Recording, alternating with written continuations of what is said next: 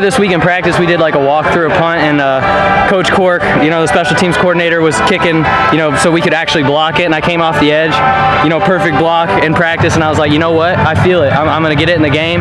So, when we pinned him in the end zone, I knew that was my opportunity to get one, so I just sold out for it, and I got it. So Bradley, in a 7-play stretch, you guys had the punt block, forced a fumble on a kickoff, you had that interception. All 3 of those plays led to 7 points. How big of a stretch do you feel like that was? Have you guys ever had a bigger stretch of plays than that in a row? I don't think so. I mean, Coach Lombardo always talks about like every play, can change a difference in a game, and I think we were just focused on winning each play, whether it's a punt.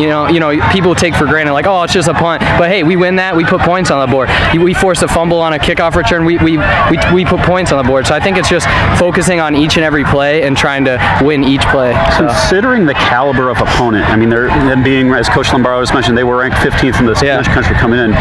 What were your guys' mental juices like? Because it looked like you guys were pretty amped as you've ever been. I mean, the word on the street is it was the best in PA versus the best in Ohio. So, we wanted to represent the state, represent all of the other Northeast Ohio teams. We wanted to come out and put on a show for everyone, and I think we did that. Well, I think the second quarter is the best quarter we've played in my tenure at St. Ed's for one quarter. What we did offensively, defensively on special teams was huge. We had big plays on offense. We threw it, ran it, blocked the punt, returned the kickoff, stopped them, until besides the one drive. So it was just an amazing quarter of football. I think the first half we came out, we knew what we wanted. We knew we wanted to show them that we're not a different St. Ed's. St. Ed's is St. Ed's. We're playing the same play of football. They're 15th, we're 25. We knew it was going to be a dogfight from the start. We came out the first quarter. We knew we wanted to keep scoring, but that second half we definitely made a lot of errors that we shouldn't have. I feel like you guys finally got that push through. Brandon had that big run to get you on the scoreboard. What kind of big for that was for you guys offensively to get the juices flowing? Oh, it was awesome. I remember just seeing Brandon cut that hole up and start running. I think that's the fastest I ran all summer. Did you cover on special teams? Did you not take a play off? Did you block kicks? Did you block and tackle to the whistle? Did you swarm? Did you do all those things? Yes, sir. Did you do all those things? Yes, sir. Did you do all those things? Yes, sir. You see that final score? Yes, sir. That's how you win football games. With a game like this today, what do you think your guys' identity is? I think our identity, and we say it all the time, is we're just a hungry defense. And it's kind of cliche, we say that every year, but our defensive coordinator always says, this defense is something special about it. We're just hungry. We want to win, and we have that drive and we have that hunger. And it doesn't matter who we lost last year. We're going to take who we have and make the best of it. And you see what happened today. We're not giving up for nobody. We don't care who comes in. We're going to give you our best shot. And we're going to let our culture take over. You guys had that insane stretch where you pounce on Bradley's punt for the touchdown. You guys force a fumble on the kickoff. Bradley has an interception. You turn it to 21 points.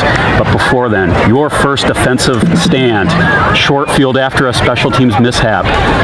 What did that do for you guys to stand tall with that short field? Yeah, it's just, like I said, it's our culture, man. When we're in those tough situations, right at the start of the game, we're all hyped up and we want to make a stand. We want to shock the world. That all week we've been saying. Last week we shocked Ohio, beating Pickerington North, and this week our theme was let's shock the nation. Well, I think it's great because I was stressing like our defense last year.